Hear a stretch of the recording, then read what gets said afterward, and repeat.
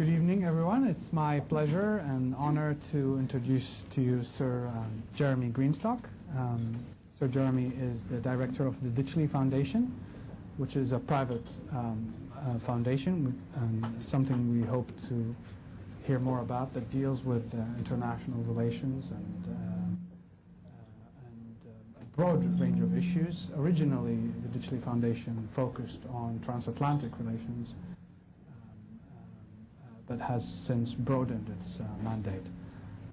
So Jeremy is a veteran British diplomat. He served in many postings, particularly in the Middle East. He also served for a time as the British government representative to the United Nations. And one of his last assignments was the special representative to Iraq, working with Bremer at the Coalition Provisional Authority. The topic of this event tonight is about Britain's role in the world and British foreign policy, I suppose, but by virtue of the fact that I come from Iraq and most of my interest is Iraq, we will talk a lot about Iraq and the Middle East. That also happens to be an area of particular interest to Sir Jeremy. Before I move on to the questions and answers, I would say briefly who I am. My name is Yahia Saeed. I work at the London School of Economics. I'm also the director of Middle East Revenue Watch, which is a program that looks at transparency in the extractive industries in the Middle East with a focus on oil. I traveled a lot to Iraq, and in one of my first trips to Iraq after the invasion in 2003, I had the pleasure of meeting Sir Jeremy. I met him in the presidential palace in November 2003. He was working, as we were talking this evening, with a wonderful group of people from the British government, trying to contribute as much as possible to the effort. But as we found out later, not necessarily at that meeting, that effort was not being very productive on account of various factors, and we would like to find out more. This is one of the first things I would like to find out more is when we met, there was no indication that you were in any way frustrated with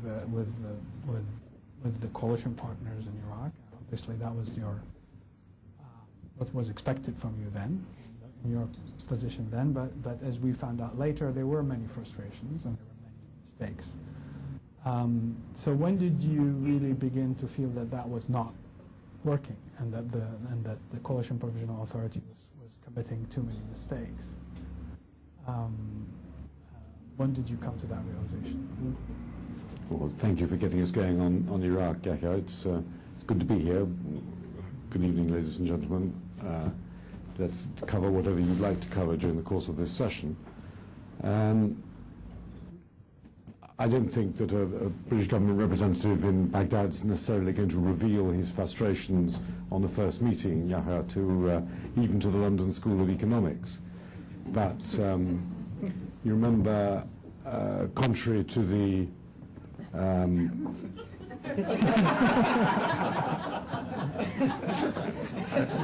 I've been recorded on one side. In fact, does it turn over as often as that?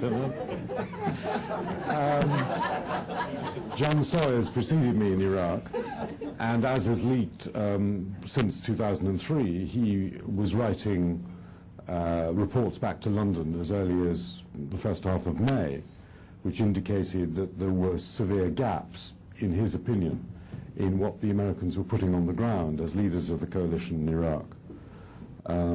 So we understood from the beginning that the task was very likely going to be greater than the resources that were being thrown at it by the coalition as a whole, or shall I say by the combination of the coalition and the new Iraqi forces that were being created. You've all heard said again and again that Ambassador Paul Bremer made a mistake in dismissing the Iraqi army or in de-Ba'athifying the ranks of senior Iraqis as firmly as he did. But actually, the Iraqi army wasn't there. It faded away as soon as the victory was won in the actual invasion. And the de-Ba'athification was much more a product of those Iraqis who really hated the Ba'athist memory and the Ba'athist leftover, led by Ahmed Chalabi for the whole of that first year, and didn't necessarily come out of the American approach. But I would, if you want to read the full story, as it's so far available, the best book that explains why the coalition got it wrong is, I think, Tom Rix's Fiasco, which is not a judgmental book.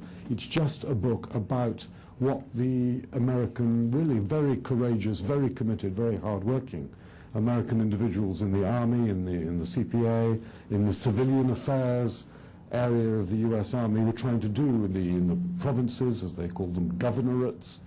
Or sometimes Americans can't get their mouths around a lot of syllables, so they call them governorates.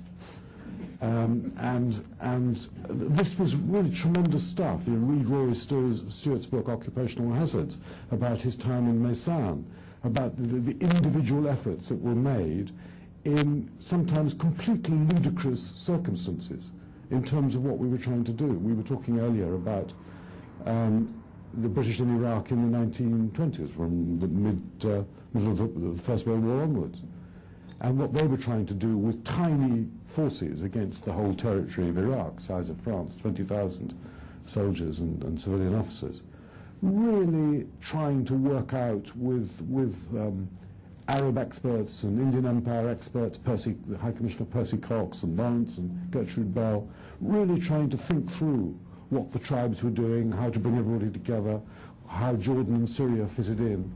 And even so, with all that forethought and all that expertise, they couldn't get Iraq right.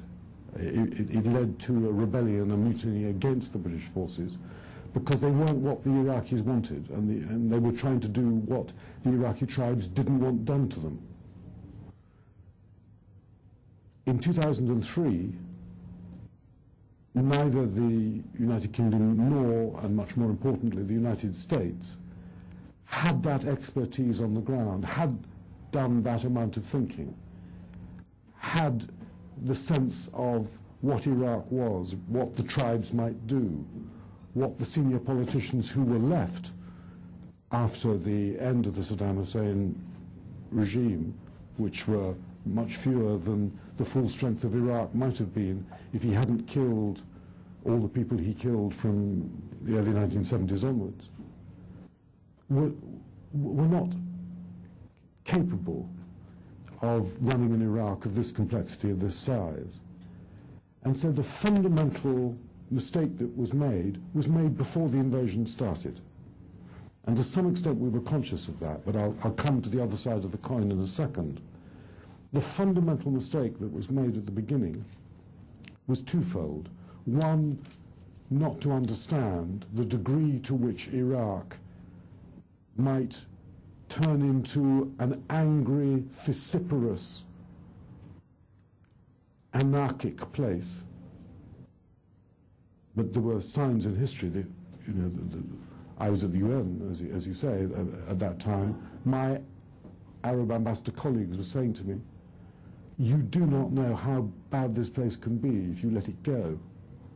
These can be brutal people. They are clever people, but they can be brutal people. I'm talking, Yahia, to an Iraqi. Okay. And deny it if you want to, but Iraq has a very violent history. And Iraq had not at that time, and even now has not, ever been a country that was run peacefully by a government with the consent of its people. And so there was a misanalysis of what the task would be.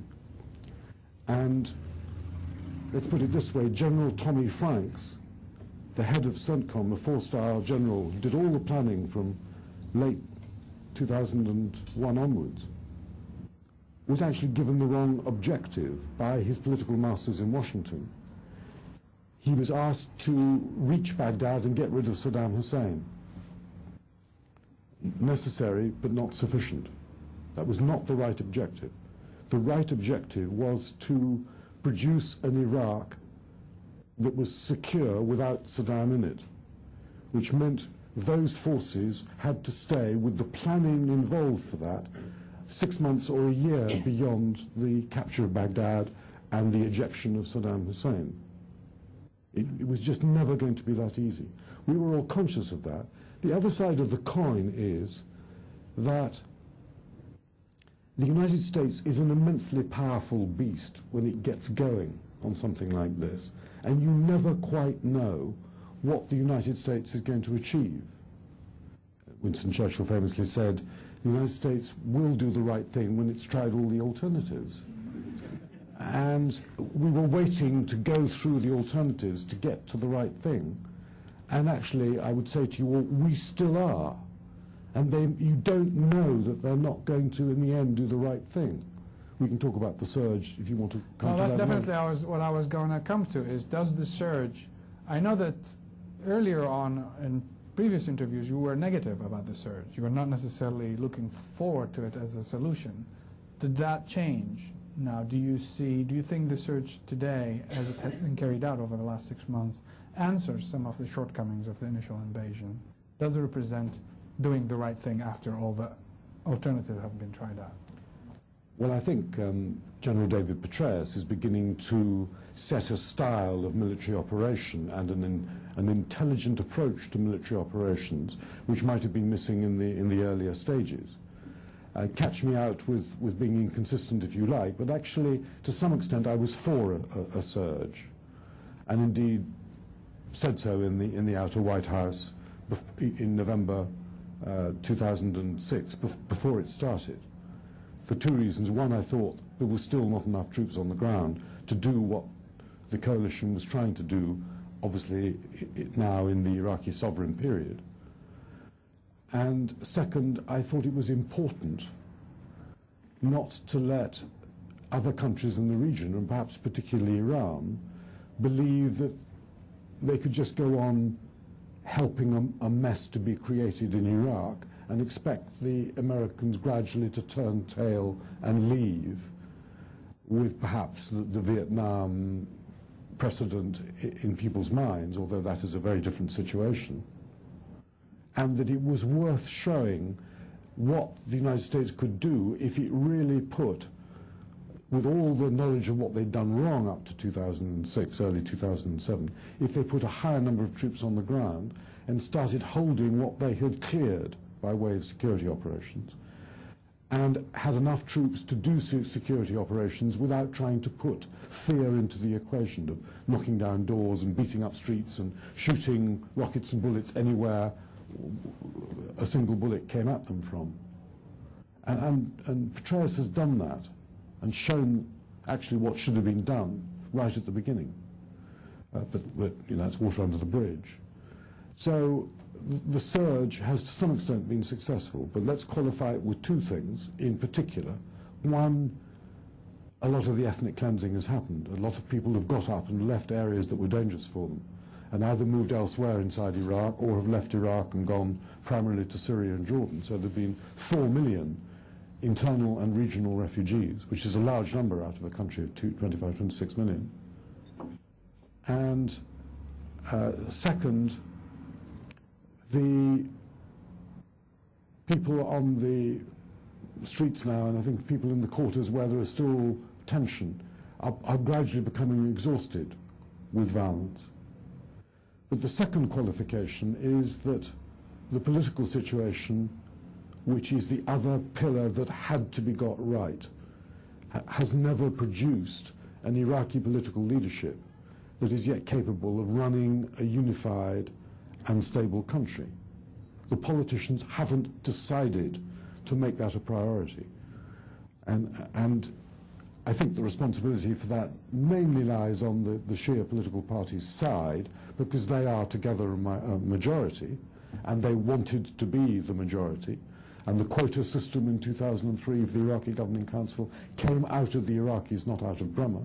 We tried to, Bremer and Soyers tried to resist it, but Abdulaziz al-Hakim and others did not want that to happen. The Shia always had to be more numerous in the councils of power than in the parliament, than the others. And I see the politics so far as having put sectarian issues, preferences, priorities ahead of Iraqi priorities and preferences, in spite of the teaching and the constant refrain of Ayatollah Sistani and other leading clerics and other leading community figures who were thinking about a whole Iraq. It's very complex. It's very frustrating, but it was under-analysed from the beginning and under-resourced from the beginning. And it's no good learning 4 years on what the mistakes were that you shouldn't have made in 2003. But going forward, apart from the surge, which is proceeding more or less successfully, there seems to be a dilemma with the political aspect. This government, which represents a very similar cast of characters to the same Iraqis that were problematic back in 2003, many of the same faces persist. Al-Hakim, Talabani, Barzani, and others. And now they are bolstered by the legitimacy of a constitution and elections. And now they are the sovereign government of Iraq. So how does one break that logjam? How does one move on the political side? How long does it take for a modern country under the pressure of the global laser, if you like, the global glass, to get through 400 years of political evolution which it took European countries to evolve their political systems? Can you do it in 5 years? No, not after that sort of violence. Can you do it in 25 years, in a generation? Can you take as long as it might take the Northern Irish to get through their violent period into some kind of political accommodation and start unifying behind what most ordinary people want for their ordinary lives? 25 years is a reasonable time to assume.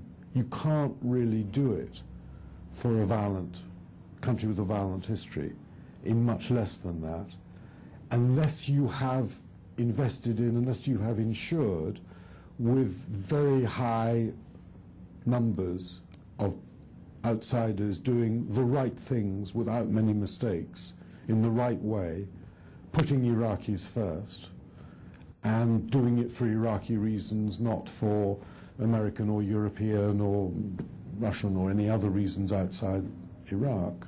That didn't happen. And you don't think that's possible in the case of Iraq?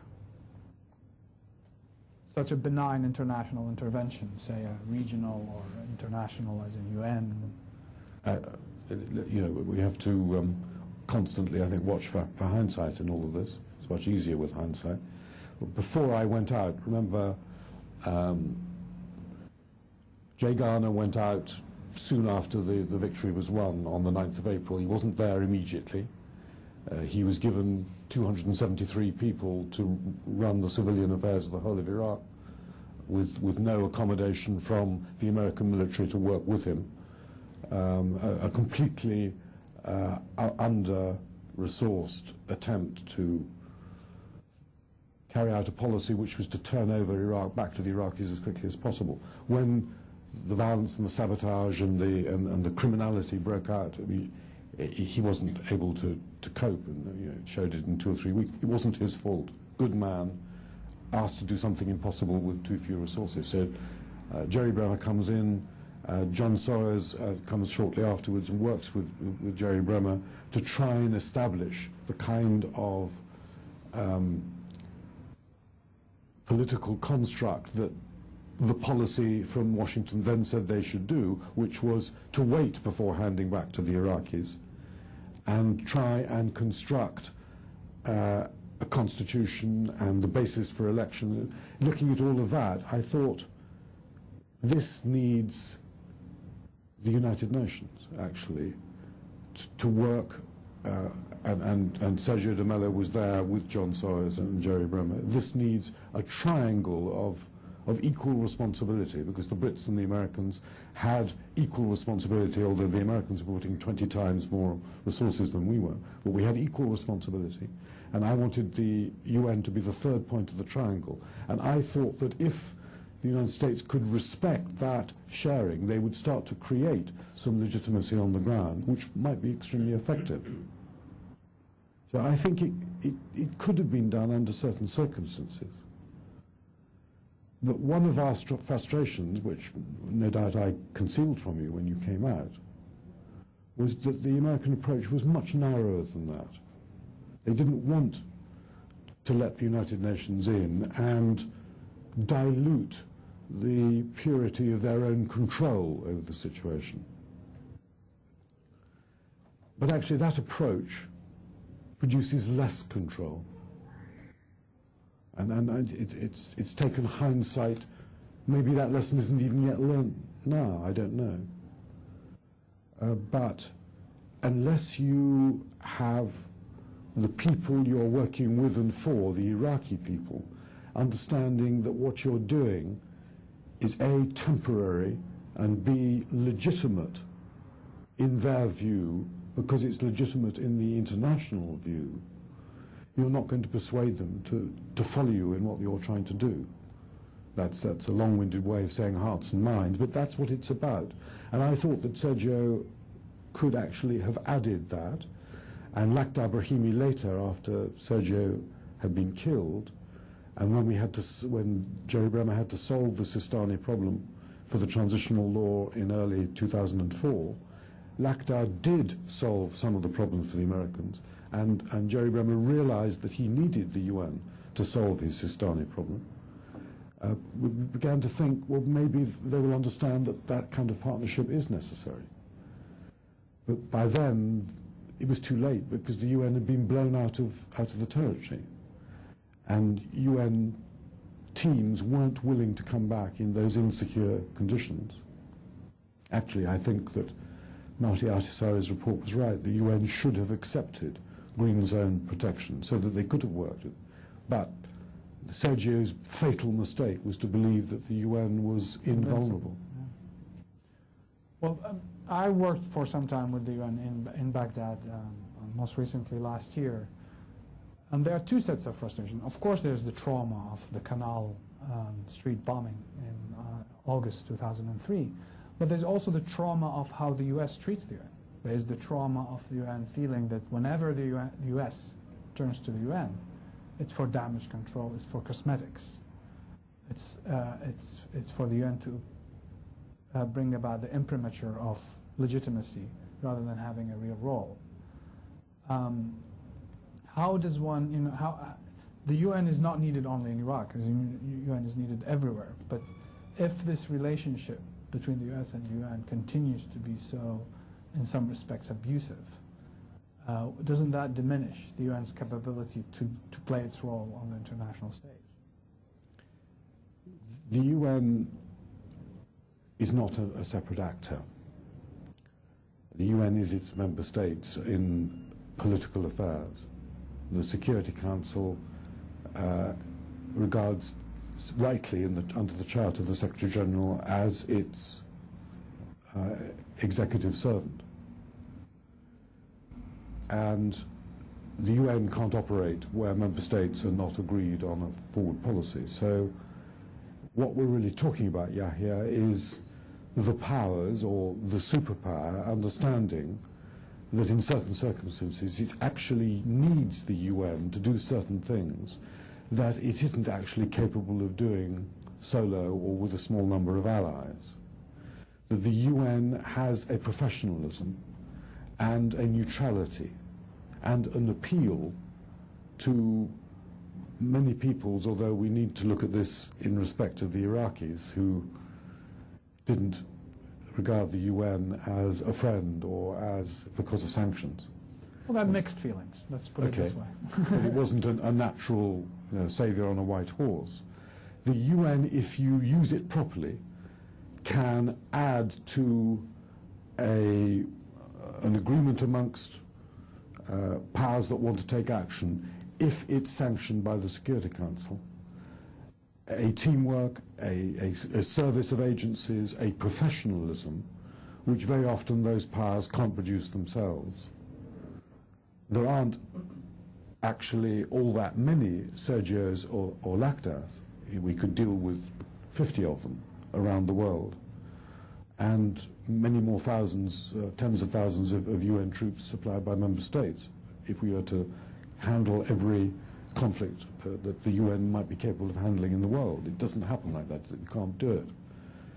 But Iraq, as a UN subject, was ruined by the fact that particularly the permanent members of the Security Council couldn't agree. And that it's not the UN's fault that it can't act, but it is the fault of the powers that are trying to operate not to find a way of bringing the UN in to provide those professional services which it's better at than those powers themselves. And I hope that that lesson, I think it's been better learned by the American people, perhaps, than by the American administration and by Congress, who seem still to be afraid that some external power will take over their domestic right to make decisions for themselves. Why should the superpower be so frightened of such a weak organization that can only take orders from, in the end, the leading member states? There's an illogicality there, a misunderstanding of the way the world is constructed that needs to be debated, perhaps, in the United States, and maybe under another administration that will be gradually learned. Or shall we put it this way, as the United States begins to realize that it has less relative power in the world as a result of globalization, spread of economic power, and therefore the spread of political power to more emerging countries, that it needs to create alliances and create multinational approaches that will have to replace its feeling that it could do things on its own. And that will apply to many more subjects than Iraq, maybe even Iran, the Middle East peace process, conflicts in Africa. But the things that matter most to the United States, which are particularly the relationship between great powers and the situations in the Middle East, are most difficult for the power at the top of the heap to understand the changing context for. That's when you will find that the United States might realize that the UN is a useful resource. So yeah, this is exactly what I was going to say. So this, in a way, the opposite is now working, which is that the UN is allowed to play that positive role in matters, in issues that don't matter that much to the US, or that are not that high on the list of priorities for the superpowers. Yes, powers are powers, and act like powers, and make the mistakes of powers, very often in the end, thinking they have more power than they have. Let's be realistic about this. The United States is an extraordinary single superpower. No country in history has had this power. And on the whole, this is my view, having spent most of my diplomatic career working in or with the United States. From the point of view of the American people, it's a benign power. They don't want to go out and mess other people's lives up. The American Republic was created to get away from all of that. But sometimes American interests get written very large on the screen and have to be defended. And the wisdom with which they are defended can vary at particular times by particular American governments. But the American people are not going to want to vote in leaders who want to go out and smash the world for, in order to make America the dominant power. I don't think that's the way that the American people think. But one thing leads to another. America, again, is taking leadership or initiative on the Middle East peace process.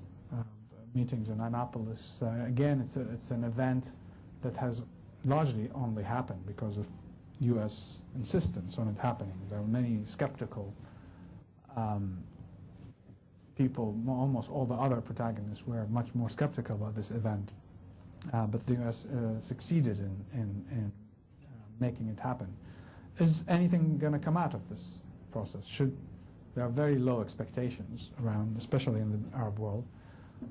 But is that misguided? Do you think this one is going to be successful? The two different questions there. It's not misguided to have taken the Annapolis initiative because there was a vacuum with no talking in it that needed to be filled. It's another question to say, is this going to be... Annapolis on its own, of course, is not going to produce any particular breakthrough and hasn't tried to produce a particular breakthrough. And I'm sure that anybody who can write the story of when Annapolis was first thought of with the ambition at that point will see the ambition gradually reduced, even within the State Department, as the date approached. But something very important has happened with Annapolis. Of course, it's not in any sense sufficient to have created momentum towards a final settlement of the Israeli-Palestinian issue. But it might have started a process which will identify more clearly than no talking has done, than the Intifada of 2000 onwards has failed to do, which is what is missing between what is happening now and what will produce a final settlement. My view is that the Camp David terms of 2000 are going to be somewhere, with not very many changes, the terms of a final settlement whenever it happens. Those will be the main blocks, and there will be swaps of territory, and there will be, if there is to be a two-state solution, we're somewhere in that ballpark. Pre-67 borders, an arrangement for Jerusalem, a limited return of refugees, a lot of economic help for the Palestinians, etc. What is missing, of course, is the political will to take up those terms and see them implemented. Neither people, Israelis or Palestinians, are ready for that. What is now going to happen is the beginning of discussions that will start to identify quite clearly, again, where the gaps are, where the two sides can't agree. And it's at that point that the real diplomacy has to start. For a beginning, I think we have to acknowledge, I think any observer who knows the Middle East will acknowledge that in Mahmoud Abbas on the one side and Prime Minister Olmert on the other side, we probably haven't got two leaderships that can carry the majority of their people towards that kind of compromise. So getting them together is not sufficient on its own. But if Israel is really interested in a two-state solution, and there are some Israelis who perhaps are not, but I think an increasing number of Israelis want to find some kind of solution to something that can only gradually go against them in the length of time into the succeeding generations, then there has to be a single Palestinian entity with which Israel deals that can represent a majority of the Palestinian people, or enough of Palestinians beyond a majority to make the violent people who will always be there left behind by any settlement such a fringe majority, such a fringe minority that they can't upset the whole settlement. And we aren't anywhere near that at the moment, partly because of the split between Gaza and West Bank. I'm not sure that the evidence is there that Abu Mazen can control a clear majority behind what he's doing within the West Bank at the moment. I think the evidence is slightly against that. So there's a long way to go, and the equivalent may well be the case on the Israeli side. At least there's a democratic process there that will make that more evident. But there's been a partly fair, mostly fair democratic process in Palestine also, which produced Hamas out of a rejection of Fatah. And I actually think that Hamas has got to be engaged at some point, not forgetting where they've come from, what they stand for, what they've got to move from. But as with some other issues in current international politics, in the end, particularly nowadays, in these conditions of a changing world, you have to engage with some pretty unpleasant people. And it's happened in the past to solve other problems that were solved in the past. And yet there seems to be the thrust of the US role, and in part Britain's role in the guise of former Prime Minister Tony Blair, is to build capacity for Abbas, among others, to defeat Hamas. Yes, and I think that these two objectives are going to trip over each other. To have a final settlement and to get rid of Hamas, to me, are objectives that are going to interact and possibly clash, so that they will have to be resolved, they will have to be unscrambled. If the diplomacy that emerges from Annapolis is capable of making Hamas fade away as a movement that has an appeal to a large number of Palestinians, we may no longer be a majority, but we can only test that in a new election, then maybe it's getting somewhere. But I don't think the evidence is there that that is likely to happen. Maybe a majority of Palestinians will say, a plague on both your houses, Hamas and Fatah. You're producing us a rotten life. You've got your politics wrong here.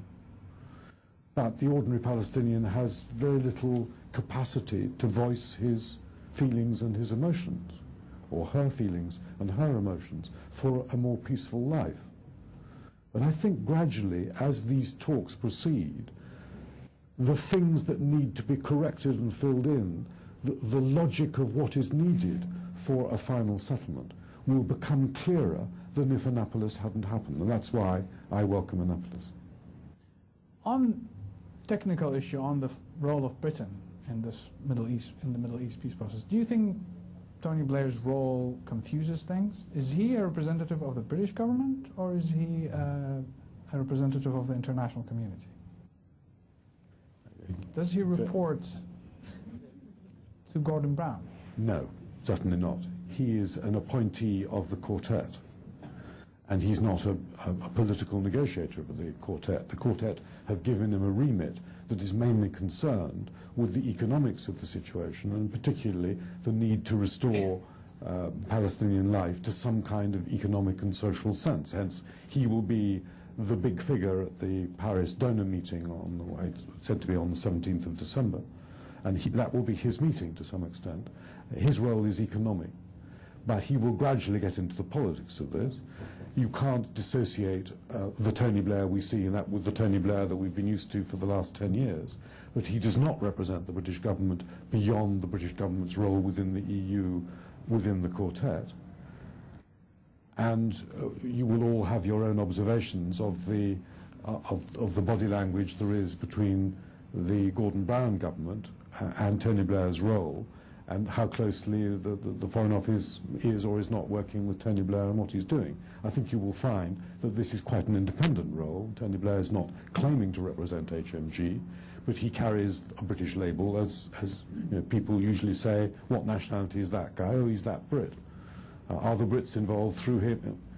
The answer is no. But for the people in the region, it's confusing. Is he, for people in the region, on the receiving end of his advice and policies, is he representing Britain?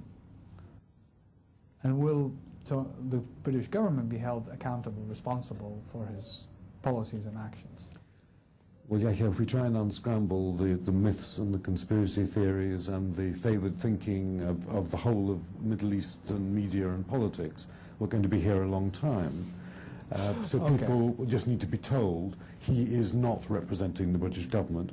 Give him some room to use his experience as a Prime Minister, as an international player, which I think could be very constructive. But I would add, only if he understands some of the considerations that are necessary for final settlement that we've already been discussing. I want to go back to the issue. You mentioned the mistakes that were made before the war in Iraq. Clearly, in the past, you have indicated that you still thought the decision to invade was correct, if for anything, because it got rid of Saddam Hussein. But it was perhaps ill-planned. Hopefully we are not there yet, or we are not in a very similar situation with Iran now. But there are definitely some recognizable drumbeats for confrontation, for a violent confrontation with Iran. What lessons could be learned from the run-up to the Iraq war that could help prevent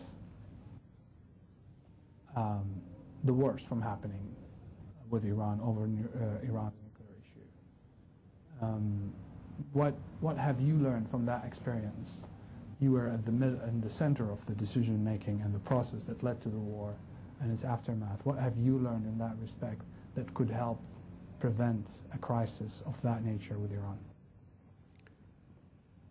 Well, first of all, in being part of a servant of a government that wanted Saddam Hussein removed, and clearly in my public approaches supporting that, I was not supporting regime change for its own sake.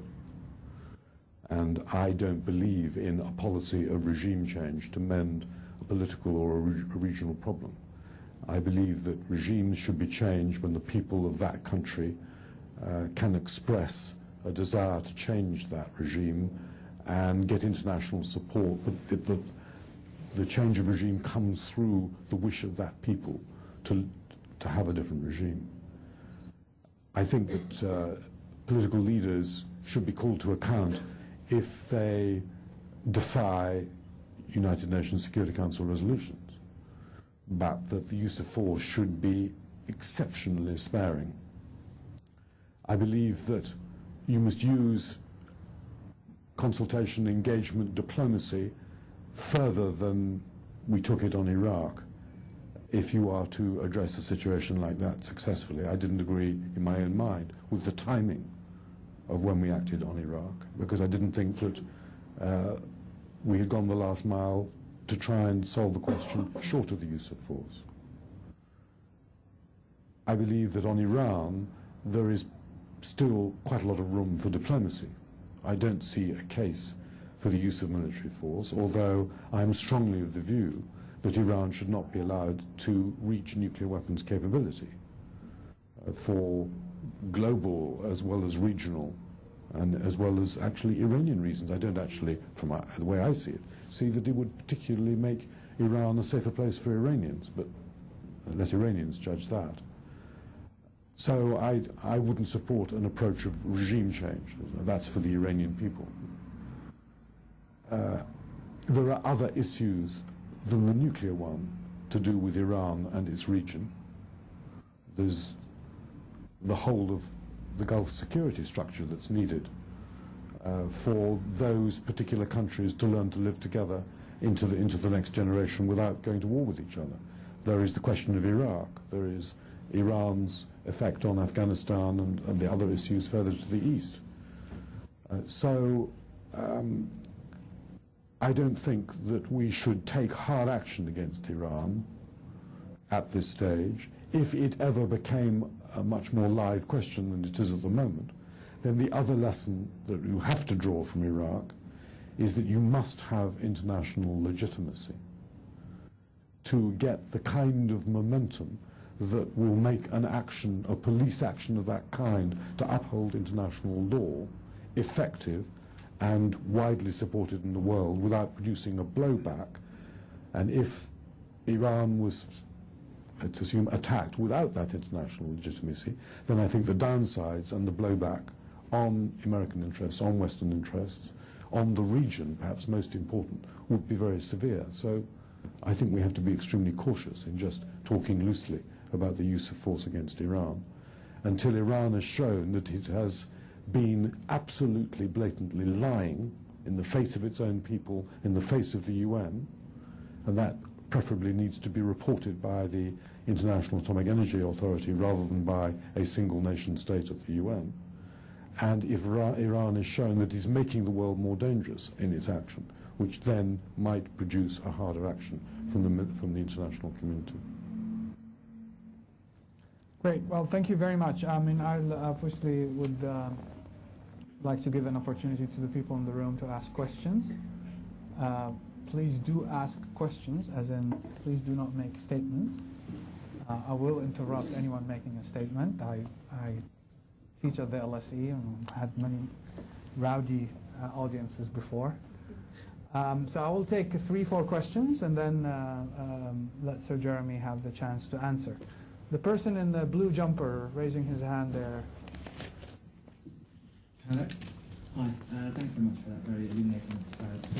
I've got a question about putting aside issues of implementation about the original idea behind the policy in Iran. Now, I like to assume, and I hope you think this is a fair assumption, that in formulating policy, governments will consider the regional impact of said policy. And it's in this respect that I want to ask about Iran, because following our policy in Iraq, what we have is the elimination of Iran's most serious regional enemy, who was Saddam Hussein. We have a neighbour government with Sharia law. What's the question? There is a question, I'm just giving a context. I'm sure there is a question coming. And also we have a government which is very friendly to the Iranian government. My question to you is, in formulating the policy on Iraq, what were the goals of the UK government with respect to Iran? Thank you. The lady there?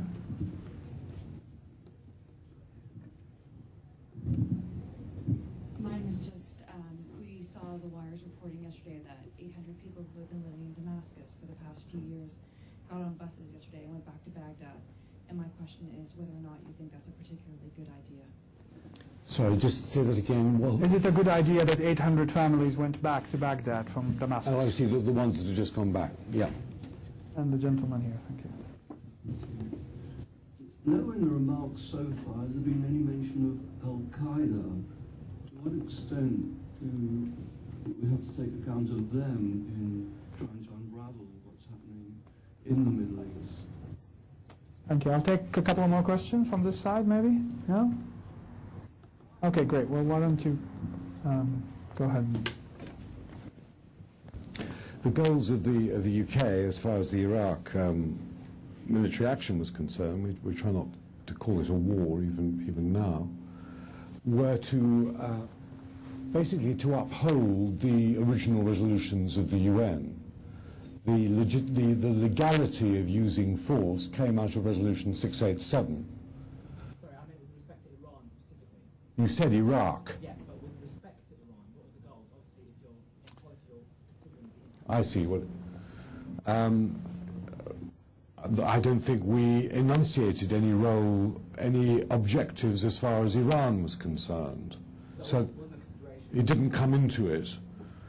If your implication is that what we have actually achieved is more cards in Iran's hand as a result of what's happened in Iraq, then I think up to this point you're probably right. But the UK wasn't setting separate political objectives from the American political objectives, and I don't think the American political objectives brought Iran into the equation except through an intention to try and keep Iran out of causing trouble for them in Iraq, which they also failed to do. So I think there are very indirect and oblique connections between the two that occurred at the beginning of the whole business, but I didn't see any evidence that anybody in the coalition was thinking through, as it were, the consequences of the consequences. I don't think it got that far. I was rather pleased to hear that 800 families were going back to Baghdad. There was rather a nice statement reported in the newspapers that one member of the family felt homesick. And that statement in itself reminds us all, and perhaps Yahia will feel this as much as anybody in this room, that Iraq, even in its destroyed state as we see it on our screens, is the home for more than 25 million people. And they're having a miserable time, these refugees, in neighbouring countries who can't look after them.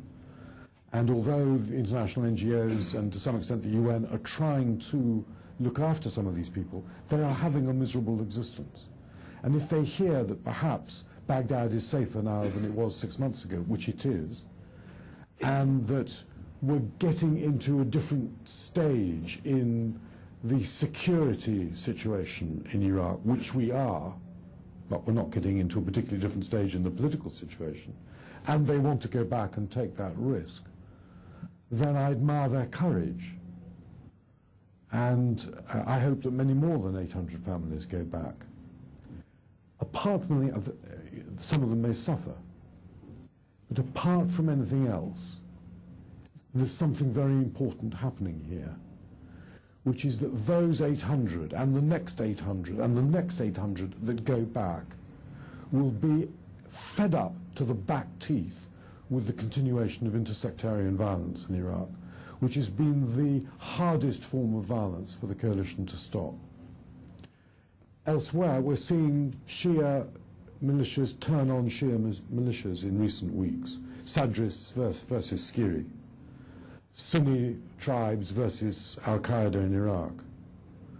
And we're reaching a different stage that Iraqis are saying, we've had enough of this. We don't want the coalition here. We don't want foreign boots on there. We've got to look after ourselves. But if we're going to look after ourselves, we don't want these FBCs in our country, inspired by some other foreign inspiration, being in our country.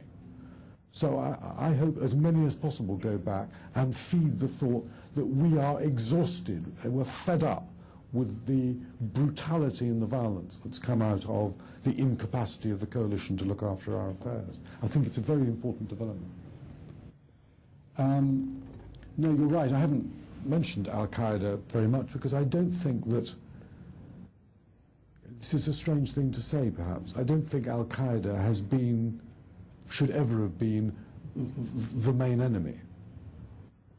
Al-Qaeda, and indeed terrorism generally, is a lethal nuisance. But it's not an existential threat to the UK, to the US, to Iraq. It's an external, extreme, marginal, and very nasty threat, and one day it may be a bit more than that if terrorism connects with weapons of mass destruction or whatever. So we need security forces to keep that threat away from us if we can. But what is really harming Iraq is the inability of Iraqis to work together for a united Iraq, all the way through to the bloodletting that goes on to try and produce your team as the #1 team in Iraq, your sect, your religion. Actually, each of the religions have broken down into something much smaller than a whole Shia or a whole Sunni or even a whole Kurdish ethnic population. But al-Qaeda has become more Iraqi as time has gone on. It began by being Jordanian with Zarqawi and other imports from Afghanistan and elsewhere in North Africa and Jordan. But increasingly, it's drawn Iraqis into the al-Qaeda type of operation, and therefore this is something that's got to be sorted out between Iraqis, that they do not want to continue with this kind of violence on their soil. And you're coming back to one of the age-old lessons of the defense against terrorism, that if you are facing determined terrorism, in the end you can't get rid of it unless the people in the territory where the terrorist cells are based turn against them. Don't even allow them passive space in which to operate. Actually, you have to get ordinary people, moderate people, decent Muslims to understand that they do not want these extreme violent factions to be living in their society. And that's as important in parts of the British community as it is for us, as it is in parts of the Iraqi or the Colombian or the Somali or the Indonesian or the Philippine communities that are having to deal with these things. And you've got Pakistan and India also having to deal with a different issue, which is producing terrorism. It has to be the people who get rid of terrorism in the end. And I think that is beginning to happen in Iraq, but the graph will go up and down. And they equally want to get rid of the coalition, so that there are mixed objectives and inconsistent actions being carried out in Iraq. One of the reasons why that shift happened in Iraq, actually, in the neighborhoods where al-Qaeda was operating, in some of the neighborhoods where al-Qaeda was operating, was the fact that the US troops and Petraeus' troops and the Iraqi troops that Petraeus worked for have came out to protect those people. They have came up to protect them not necessarily only from Al-Qaeda, but also from other threats to their security, be it rogue Iraqi police or Sadrists or sectarian militias and so on.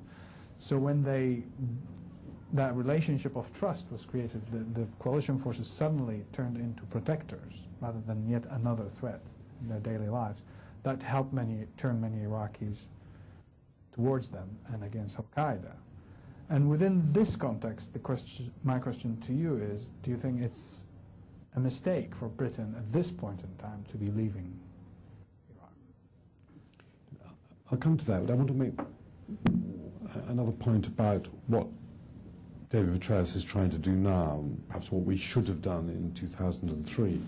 We weren't just sort of crazy and stupid. We were trying to do certain things that made sense, and one of them was to try and engage the Sunni municipalities and the Sunni tribes, particularly in Anbar province, but also in Diyala and elsewhere in the centre north, to decide what they wanted to do politically and what they wanted to do in terms of their own security as Sunnis. And we were asking them to say what they wanted, to produce representatives to speak for them, to try and produce a united voice, because we couldn't deal with just hundreds of people representing each 100 or 1,000 people. You would appreciate this metaphor, Yahia, but when I left Iraq, in my slightly over-egged way, I got into a speech to the governing council to say, I'm afraid I'm going, bye-bye, good luck to you all, that said, Iraq, Mesopotamia, is a country that has grown up through its human evolution around two great rivers. And two rivers is fine. If you want to be two rivers, that's absolutely fine. These are great rivers.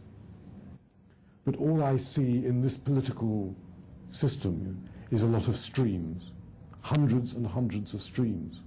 When you've turned those streams into great rivers, then you can begin to deal with each other, and then you will see a united Iraq constructed. This is just a country of streams, although in history it has always been the country of the two rivers. When you are big enough to be two rivers again, then you will be a united country. And there was a long and very pregnant silence at that. But I think it's still true. I think you were talking to the wrong people. I think these people you were talking to are not capable of turning into rivers. Their whole raison d'etre is being streams, controlling little fiefdoms. Well, it seems easier at the time, but actually in the end, you produce a worse situation. I think the British have run out of the capacity to make things better in Basra. And in the end, and I don't imagine, apart from the symbolism of it, I don't think the United States was all that upset at the British leaving Basra, because it's a micro-experiment of what the coalition has eventually got to do in the whole of Iraq. If you give responsibility back to the local peoples to sort things out amongst themselves, but remain helping and training and putting in a bit of economic help and a bit of advice and maybe an emergency patrol if it's really necessary to break up a riot or something, then if Basra can learn how to do that, and it takes a bit of time for that responsibility to seep through, maybe that's a little cameo for a much larger picture when Baghdad and the centre north have to do that. And I think it's in some ways quite a useful experiment. But there are other parts of the story that the United Kingdom, HMG, wants to concentrate on Afghanistan. We haven't got enough soldiers to go on doing this. And to sit there forever just trying to stop the thing getting worse when you couldn't make it better, which is true of the whole coalition now, was getting a bit miserable for the Brits. So the Gordon Brown coming in thought that this was the time to make the break. More questions? Oh my God. Yes, the lady there in glasses. Thank you very much. I've got two short questions. Why on earth did you take up the post in Baghdad? That's the first question. Second is, did your political masters, as you call them, Did they hold you personally to account at all for the failure to deliver the second resolution? Thank you. The gentleman in the striped jumper.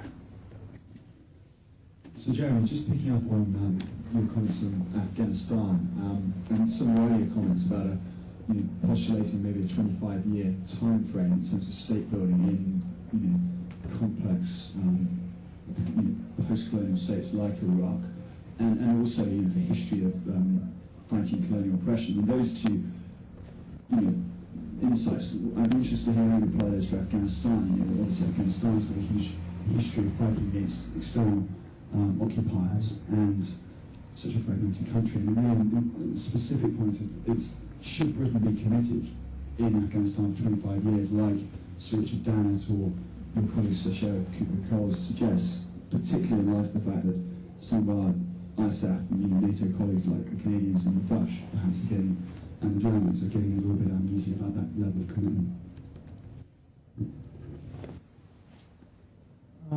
Yes, here. Hi there. Going back to the topic of the conversation, what do you think is Britain's position in the world? You've been waiting to get that. Yes, one more question.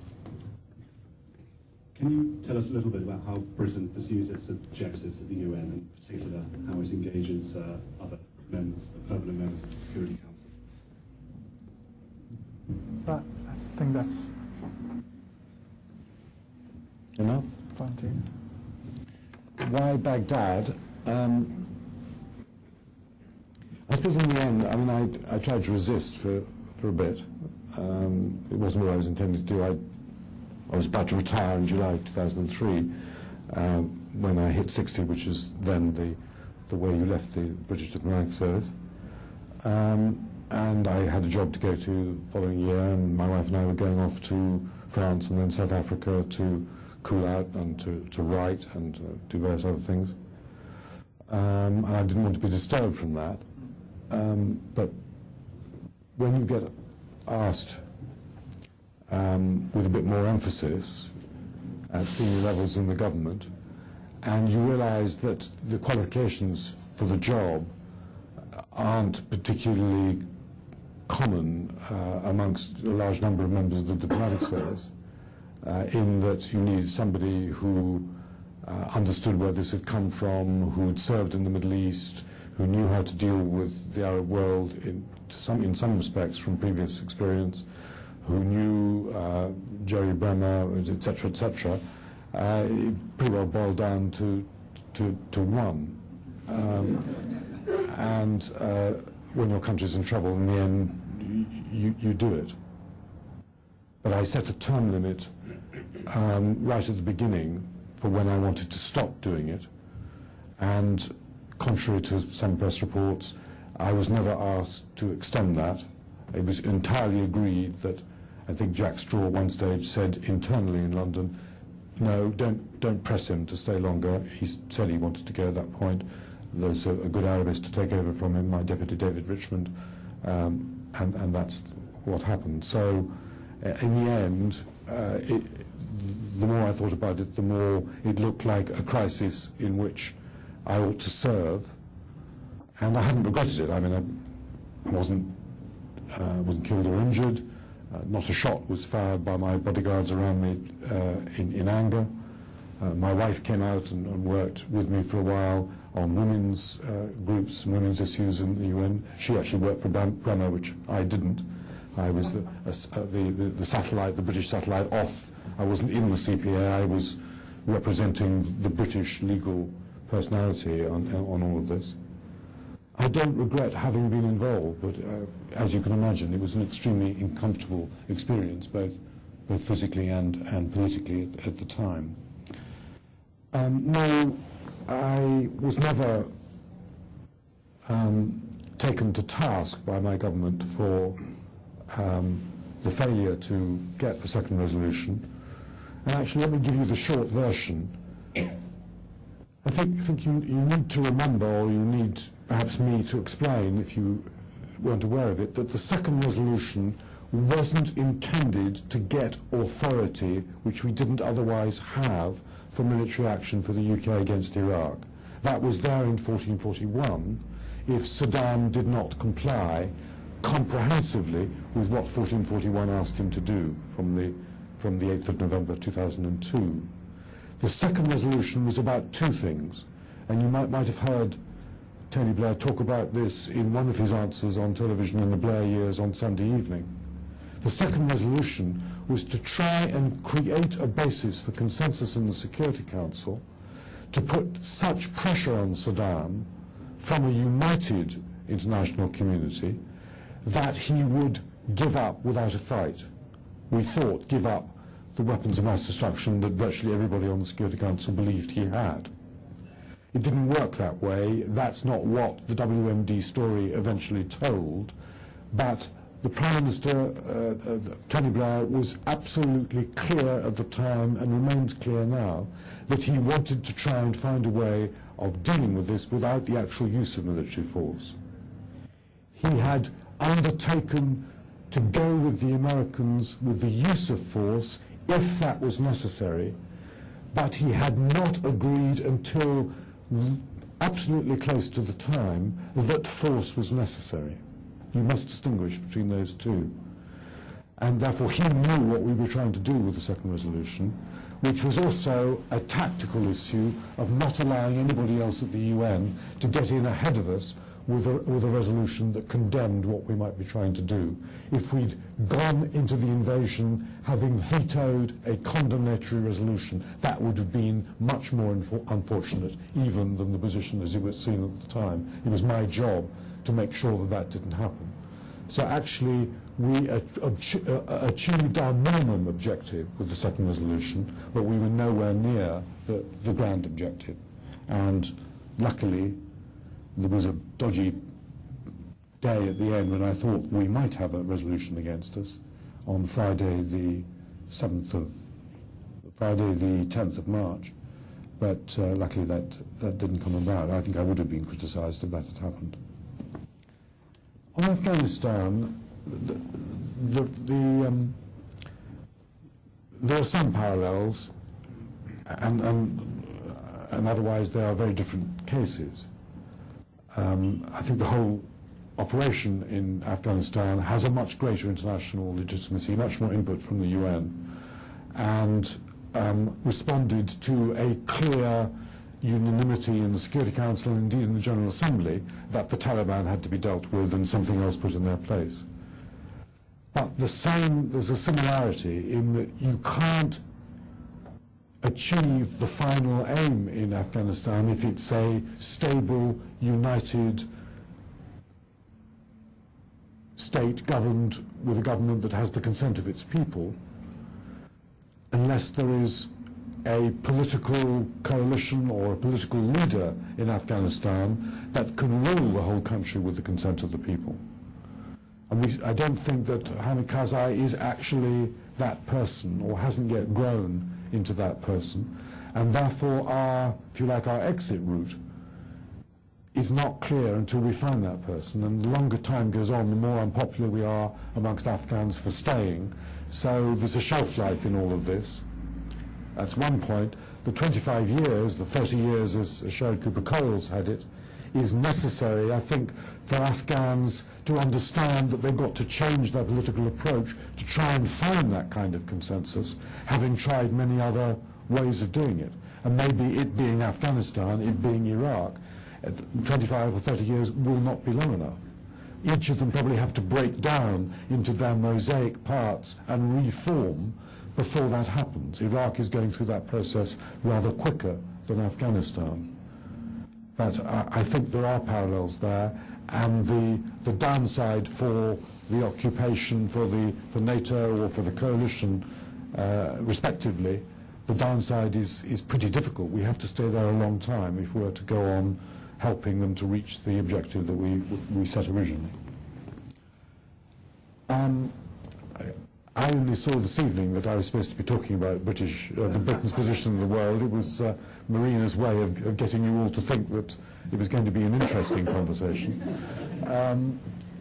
Let me say two things. One, that Britain doesn't have a place in the world. Britain is viewed quite subjectively by very different regions that Britain has had a history with and continues to have a history with. So the way that Britain is viewed in the Middle East may be totally different from the way that Britain is viewed from the EU or from China or from the United States or from Argentina. These things are very subjective. So nobody has a position in the world. That's sophistry. The United States is clearly to everybody the superpower. So what's Britain? A second-class power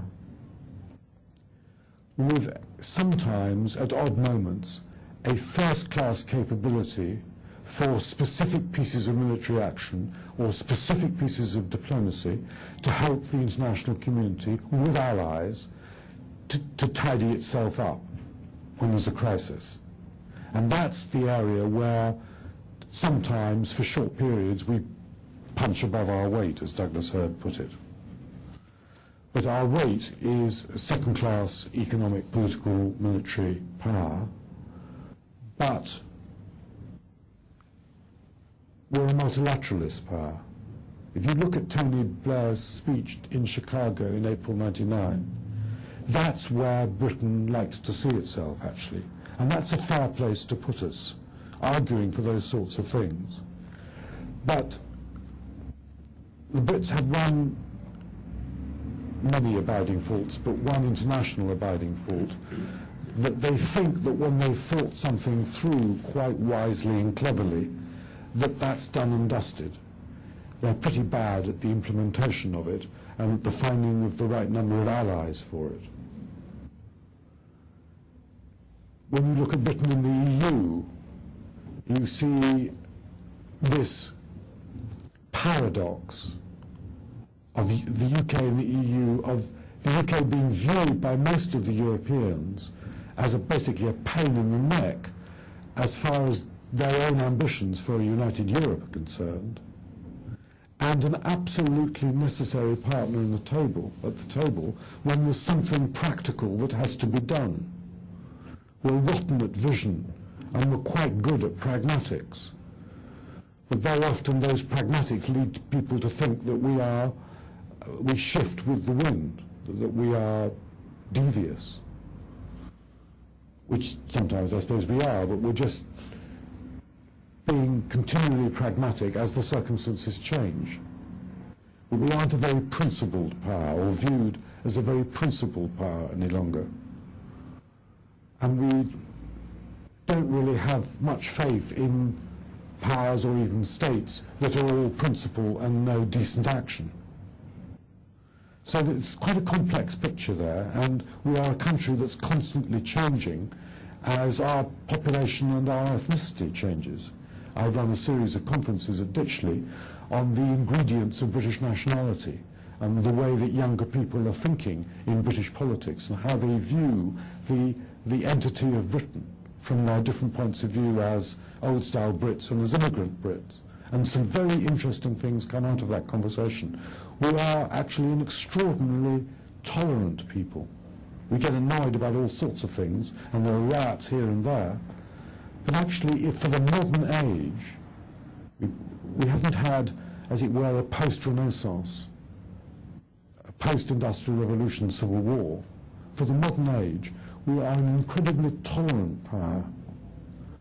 And that is something that is very important and sometimes underestimated as we talk about this or that community within the United Kingdom. All sorts of things there. But Britain would be wise not to think it has a place in the world, except that, and this comes to the last question that was asked, how does the UK engage at the UN? It's very conscious that the UK doesn't really merit, if you started from scratch now, a permanent place in the Security Council. Therefore, we have to earn it. And I was, in my 5 years at the UN, very conscious of that we had to do enough to solve other people's problems for people not to throw things at us for being a permanent member of the Security Council.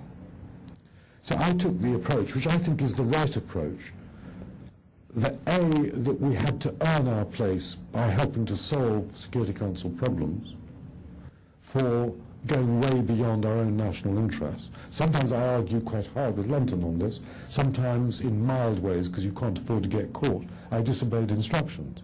I even had a private understanding with my French opposite number, horror of horrors, over Africa, particularly as far as Duffy's approach to Africa was concerned. And that sorted out a number of problems that never rose to the surface at the UN because we had that understanding. London didn't really know very much about that. And that is something about UN permanent representatives, that they can't show any arrogance in this, they can't go beyond the government's instructions, but just occasionally they have a duty to the UN in their personal capacity that goes beyond their national instructions. Sometimes you can work things out that in the end you hope you can explain back to your capital would have been better than the instructions you originally got. You have to watch out. Second, I did quite a lot of work with the rest of the membership outside the Security Council in explaining something that I genuinely felt, which is that security in the Security Council is actually an aspect of development. The UN is concerned with the development of those parts of the world that have fallen behind. That is where the UN's real value comes. And the Security Council spends most of its time on the developing world rather than on first world security problems, although you might not think it from the headlines. 2/3 of its time is spent on Africa, or was in my day, and I think still is. I mean, Iraq has perhaps changed that a bit. And to take that approach that the Security Council is not the be-all and end-all of the UK's presence at the United Nations, is both should be true and is the right way to approach the 191, 192, whatever it is now, members of the UN as far as the UK position. Otherwise, we tend to get left-looking superior and anachronistic. And we have to remember, we don't earn the position that we were given in 1945, unless, in 1947, unless we actually go on earning it each year with our work in the Security Council. That's the way to approach it. Yes, that gentleman there.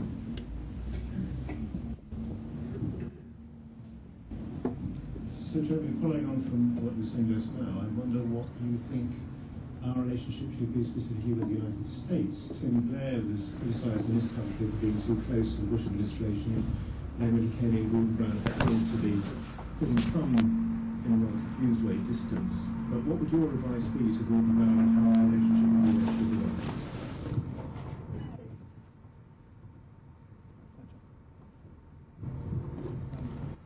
Two very brief questions. Following the situation in Iraq, has been pretty murderous. What effect do you think that has had within the wider Muslim world with regard to our reputation there and British standing within the wider Muslim world? The other question is, how does it come about that, in your words, most members of the Security Council firmly believe that he had weapons of mass destruction and not one single trace of them has been found? And when copious interviews have subsequently been done with people who were in various capacities advising what he's been consulted on the matter, most of whom have said, we said he hasn't got one, and his chemical weapons are out of date anyway.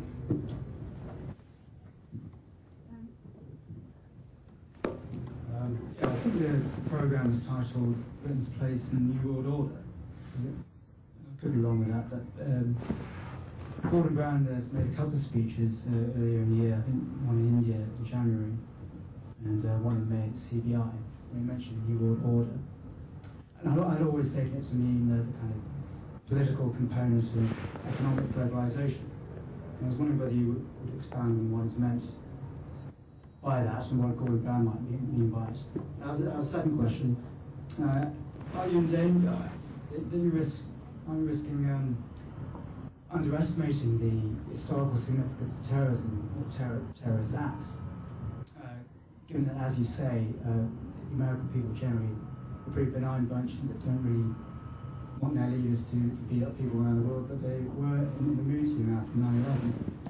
And I similarly underestimating the potential war fever over Iran, given reports about World War III and the demonisation of the President Iran leader there. Last question. So Jeremy, with regard to the UN, two brief questions. What changes, if any, would you make to the constituents of the Security Council, its number and its members? And secondly, if you had one other piece of advice for the UN in totality, be that General Assembly, UNICEF, whatever it may be, what would be your one other piece of advice that it should adopt or change? Thank you. I don't presume to give any advice to Gordon Brown, nor will I interpret his speeches. Thank goodness for the last 4 years I've not had to serve the British government, or since March 2004, and don't speak for them and wouldn't presume to try and interpret them. But let me just say this about the Anglo-American relationship. I mean, to my mind, the United States is not just a first ally for the United Kingdom, but an indispensable ally for the United Kingdom in most global areas, particularly security. This is the only power really left in the world with the modern capacity to project its power anywhere in the world. Now that has its downsides, as this discussion has perhaps hinted at, but it is an extremely important relationship, and one that I personally believe in very firmly. Of great value to the UK. I've written about this in the New Statesman in early September, the reasons why we should stick with regarding the US as an extremely important relationship. That doesn't mean to say that there has to be a zero-sum game between US-UK and UK-Europe. There are all sorts of things we should be doing in Europe, to my mind a bit more than we're doing at the moment. It doesn't mean to say that we have to abandon that fundamental security relationship and relationship in other respects with the US. Secondly, we have to understand that actually with time, both the UK and the US are changing. We're becoming, the whole time, slightly different countries. One of the things that you find as a diplomat working in the US, remember I was in Washington twice before I went to New York earlier in my career, is that in the British government, and often in the professions in London, in the foreign policy establishment, everybody thinks that they know the Americans, know the United States. Everybody has their own relationship. Christopher Mayer, when ambassador in Washington, said, look, wake up, Foreign Office. You should actually, as you have a Chinese cadre, an Arabist cadre, you should have people who specialize in the United States. It's a country with very specific characteristics that are not British and are not rooted in their relationship with Britain. You've got to understand these people as they are, and they're a great people. And I think that is also very necessary. I would, if I was in a group of people talking over this with the Prime Minister, which I'm not, I would say, you are right to have the admiration for the United States that you have. You are also right not to assume that what the United States is doing is automatically good for Britain. British interests are different and are described differently from US interests. Probably the most lethal step in terms of his own political standing and reputation that Tony Blair took with respect to Iraq was to be moved from the British reasons for dealing with Iraq, which were wholly concerned with UN resolutions, to the American reasons without complaining. That's what caused his difficulties with the British people. We felt we were being dragged onto the, to some extent, not for the British people, acceptable American reasons for using force against Iraq. So we have to regard the United States as a great friend and a great country, but a different one in terms of interests from our own. We should stand up for our own interests, describe them in our own way, find allies because we don't have any power solo, and act accordingly. And that's the way we should be proceeding in our foreign policy. The British standing in the Islamic world, and particularly in the Arab world, is quite interesting. We get loaded with all sorts of sins of association with the United States, and all sorts of sins from the colonial past, not least the Balfour Declaration, everything that happened in Palestine, as you saw from that television program a couple of weeks ago. And we can be castigated when they feel like blaming somebody outside their own nation. I think most nations, actually, when things go wrong for them, like to blame somebody on the outside. And the Arabs are a much more talented people, Yahia, than they are allowed to develop as a freely acting race by their own governments. And they shouldn't be blaming outsiders. They are responsible, in the end, for their own human evolution. And the Arab Human Development Report is a very interesting statement of what Arabs should be doing for themselves. But that's on the side. We are also, against all the brickbats that get thrown at us, regarded as a nation, a government of people that understand the Islamic world, particularly the Arab world, better than most others, except perhaps the French, maybe even better than the French, certainly better than the Americans. We understand because we've been part of the history, we've lived with, maybe lived against a lot of these people, but they give us credit for understanding them better. We aren't as good at business as Americans and Germans and some others. We get things wrong, but in the end, I think that the Brits who understand the Arab world best are always very welcome as interlocutors, even when they're not agreed with for their views, because they talk from a basis of understanding the history of where the Arab nation, indeed where the Israeli nation or the Iranian nation has come from. And I think that that is a very important set of pluses and minuses in our image and reputation in the Arab and Islamic world. No WMD were found, but remember that Hans Blix was absolutely clear in saying, I don't know whether there are WMD in Iraq. Sorry, I don't know that there are WMD in Iraq, but I don't know that there are no WMD in Iraq. Much too much was put on that. The famous dossier of the categories of weapons that still needed to be explained that he brought out in February, March 2003, that Jack Straw waved in the Security Council and put so much weight on. The intelligence agencies did actually put caveats on the stuff that went into the dossier, and all that has come out in the Hutton and particularly the Butler reports. But we all believed at the time that there were WMD there, and actually, if you look at it fairly, it was quite bad luck for Blair that there turned out to be absolutely nothing. The wise thing, I suppose, with hindsight, that should have been done, and I actually did say this without hindsight at the time, is not to have gone into Iraq until a smoking gun had been found. To let the inspectors actually show whether or not there were WMD in Iraq, because if there weren't, in the end, and Blix said it could be one or the other, we were going to be, the government was going to be, the Prime Minister was going to be in bad shape as a result of it. And not enough weight was put on that. It's a fair question, but it's a less and less fair question the more you ask it with hindsight.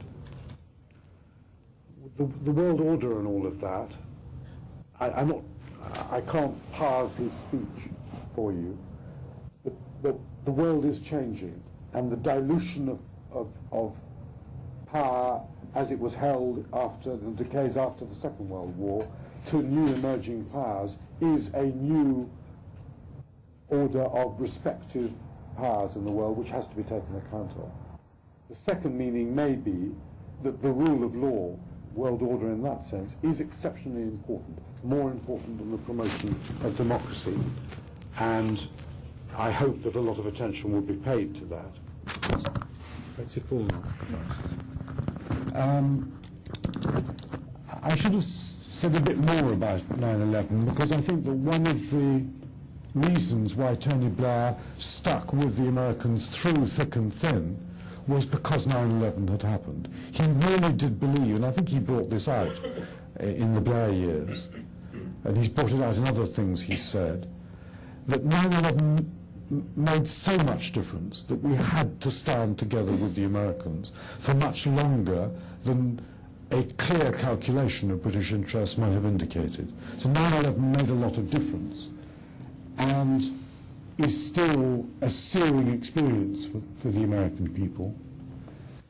But don't please put too much weight on what I think was a bit of a throwaway line in terms of World War III, and that's how I see it, and Iran. I don't think we're going to get into old-style world wars in that sense again, but there's world trouble coming out of the polarization of identity in politics and culture while the world globalizes. Remember that the world is globalizing only in economics and communication and exchange. It's not globalizing in politics, it's polarizing, and we haven't fully interpreted those incompatible trends. State Council reform, simple answer, we've stood for 5 new permanent members, 4 new non-permanent members for some time, and I think that will be the right way to go, but we're not going to get there anytime soon because nothing is happening on that front. And just very quickly, because I've exceeded my time, and we discussed this at Ditchley in the summer, my advice to the United Nations and to the Secretary-General is actually get the UN to do with great efficiency and competence only those things which it can now do well. Don't imagine that the UN can solve the world's problems and be held to account for that, because it can't. A lot of the world's problems are the faults of nation states. But let the UN do well what it can do. Don't try and... International institutions don't reform themselves. Tell me, give me an example of an international institution, a global institution, that has successfully reformed it. It doesn't happen. Reform happens in the domestic context, or perhaps in a very tight area of regional agreement. It doesn't happen to international institutions. Forget about the great R reform. We've tried it, it hasn't really worked. Just make the UN effective in those areas that are resourced by member states and where the UN is really professional. Then you'll see a much better image for the UN. Great. Well, thank you very much. I thank Jeremy on behalf of the people here. Thank you for being so patient with all the questions. Thank you for being such a disciplined audience. No big statements or Thank you for some very good questions. I hope to see you soon. Thank you.